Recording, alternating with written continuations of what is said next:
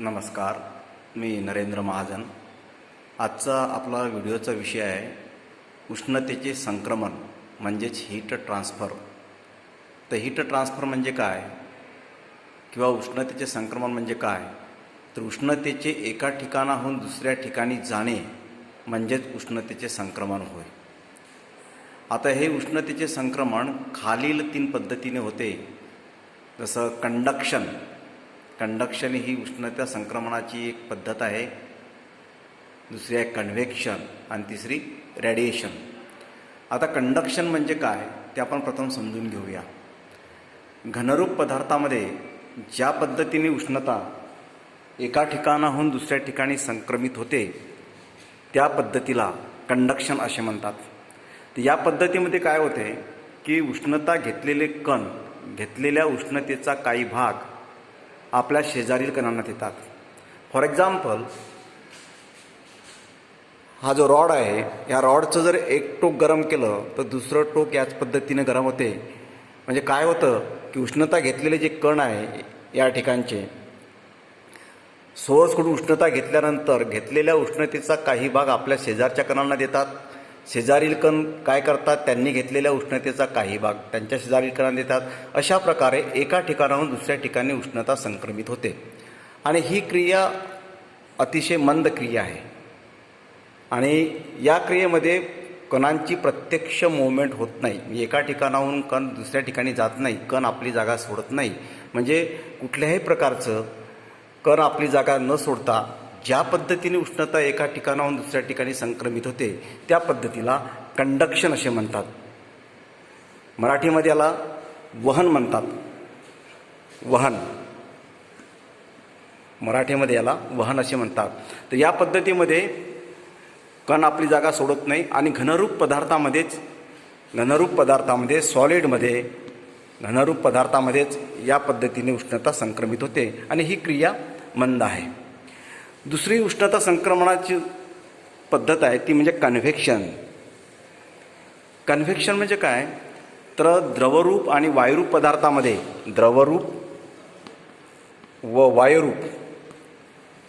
म्हणजे लिक्विड आणि गॅसेसमध्ये वायुरूप पदार्थात ज्या पद्धतीने उष्णता एका ठिकाणाहून दुसऱ्या ठिकाणी संक्रमित होते त्याला कन्व्हेक्शन किंवा संवहन असे म्हणतात। दुसरं नाव आहे संवहन किंवा अभिसरण। या क्रियेला अभिसरण सुद्धा म्हणतात। तर यामध्ये काय होतं की उष्णता घेतलेले कण आपली जागा सोडतात। काय करतात, after taking the heat from source it go away from the source. म्हणजे काय होतात, उष्णता घेतलेले कण आपली जागा सोडतात आणि त्यांची जागा दुसरे थंड कण घेतात। थंड कणांनी उष्णता घेतल्यानंतर ती आपली जागा सोडतात आणि त्यांची जागा दुसरे थंड कण घेतात। अशा पद्धतीने हा संपूर्ण पदार्थ गरम होईपर्यंत ही प्रोसेस सुरू असते आणि हा जो प्रवाह त्यामधून वाहतो त्याला कन्व्हेक्शनल करंट असे म्हणतात। म्हणजेच उष्णता घेतलेले कण आपली जागा सोडतात आणि त्यांची जागा दुसरे थंड कण घेतात आणि हा जो आतमध्ये प्रवाह सुरू होतो याला कन्व्हेक्शन करंट किंवा त्याला संवहन प्रवाह असं म्हणतात। तर ही पद्धत आहे वहन पद्धतीपेक्षा या पद्धतीने उष्णता अतिशय फास्ट म्हणजे जलद गतीने ट्रान्सफर होते, एका ठिकाणाहून दुसऱ्या ठिकाणी संक्रमित होते। म्हणजे ही क्रिया कन्व्हेक्शन ही क्रिया जलद आहे कम्पॅरेटिव्हली कंडक्शनपेक्षा कन्व्हेक्शन ही क्रिया जलद आहे। आणि या क्रियेमध्ये कण प्रत्यक्ष आपली जागा सोडतात। म्हणजे there is actual movement of particle. In conduction there is no actual movement of particle, heat transfer from one place to another place without the actual movement of particle, that is called the conduction. In convection there is the actual movement of particle, heat transfer from one place to another place. तर ही क्रिया कंडक्शनपेक्षा convection ही क्रिया जलद आहे। तिसरी जी मोड आहे ही ट्रान्सफरचं त्याला radiation असे म्हणतात। तर रेडिएशन या क्रियेमध्ये काय होतं की there is no actual movement of particle. त्या ठिकाणी कुठल्याही कणांची रेडिएशनमध्ये कोणत्याही कणांची आवश्यकताच नसते। Without the particles heat transfer from one place to another place. म्हणजे कुठल्याही प्रकारचे कण नसताना सुद्धा एका ठिकाणाहून दुसऱ्या ठिकाणी उष्णता संक्रमित होते. Without the medium heat transfer from one place to another place. आणि ही क्रिया अतिशय जलद आहे. या क्रियेमध्ये ही क्रिया कंडक्शन आणि कन्व्हेक्शन या दोन्ही क्रियेपेक्षा ही क्रिया जलद आहे. फॉर एक्झाम्पल, सूर्याची जी उष्णता आपल्याला पृथ्वीवर प्राप्त होते याच क्रियेद्वारे होते. म्हणजे कुठलंही मीडियम नसताना सुद्धा अतिशय वेगाने सूर्यापासून पृथ्वीपर्यंत आपल्याला जी उष्णता मिळते किरणाद्वारे, तर ती अतिशय जलद गतीने मिळतात. त्याचा वेग आहे 3,00,000 किलोमीटर प्रति सेकंद. एवढ्या वेगाने उष्णता विदाऊट मीडियम, कुठल्याही प्रकारचं माध्यम नाही आणि माध्यमाशिवाय ज्या पद्धतीने उष्णता एका ठिकाणाहून दुसऱ्या ठिकाणी संक्रमित होते आणि त्या क्रियेला रेडिएशन असे म्हणतात. तर आपण 3 मोड ऑफ हीट ट्रान्सफर बघितलेले आहे. तर हीट ट्रान्सफर म्हणजेच काय? हीट ट्रान्सफर म्हणजेच एका ठिकाणाहून उष्णतेचे दुसऱ्या ठिकाणी जाणे म्हणजे heat transfer. There are 3 modes of heat transfer. पहिला आहे कंडक्शन, दुसरा आहे कन्व्हेक्शन आणि तिसरं आहे रेडिएशन. कंडक्शनमध्ये काय होते?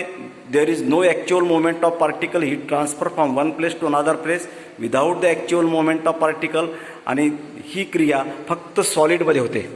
इन सॉलिड पदार्थामध्ये या क्रियेने उष्णता संक्रमित होते. उदाहरणार्थ, धातूच्या रॉडचं एक टोक जर गरम केलं तर दुसरं टोक याच पद्धतीने गरम होते.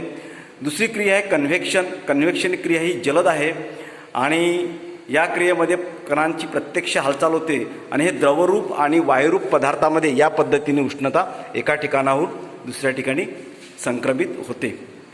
तिसरी जी क्रिया आहे रेडिएशन. तर रेडिएशनमध्ये माध्यमाचीच गरज आहे.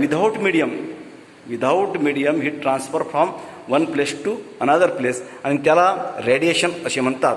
आणि ही रेडिएशन ही क्रिया अतिशय जलद आहे, व्हेरी फास्ट. प्रकाशाच्या वेगाने एका ठिकाणाहून दुसऱ्या ठिकाणी उष्णता संक्रमित होते.